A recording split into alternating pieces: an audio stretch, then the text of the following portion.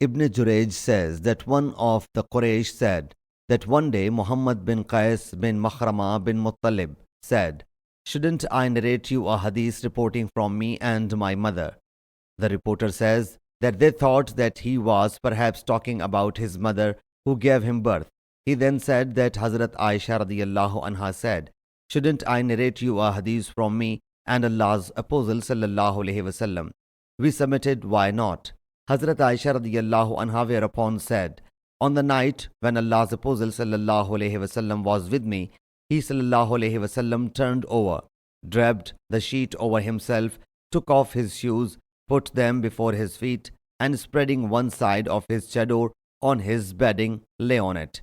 He sallallahu alaihi wasallam stayed for some time, thinking about my going to sleep by then slowly draped his chador around himself, put on his sandals, secretly opened the door, glided out and shut the door quietly.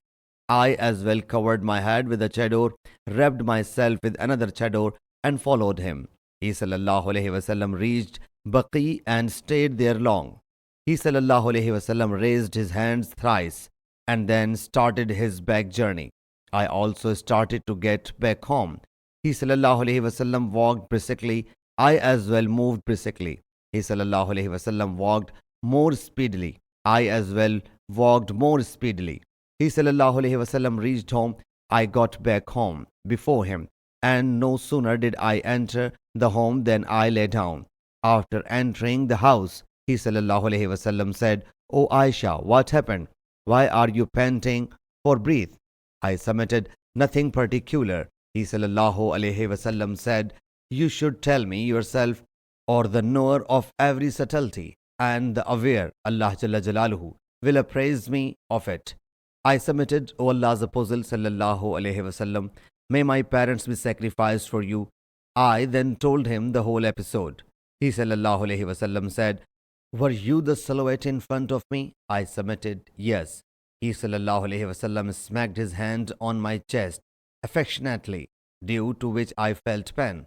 He sallallahu alaihi wasallam said, "Did you think that Allah Jalla Jalaluhu and His Apostle sallallahu alaihi wasallam were depriving you of your right?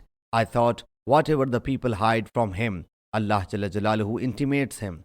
He sallallahu alaihi wasallam said, "When you saw me, Hazrat Gabriel visited me and called me and kept it a secret from you.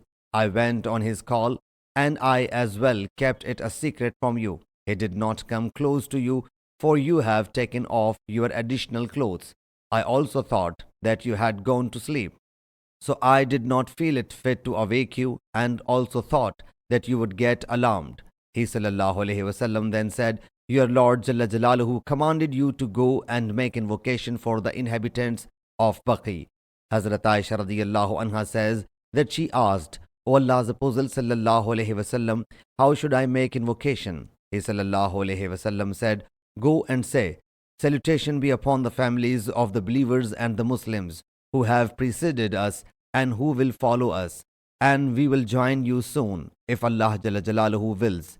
Sahih Muslim Hadith number 2253.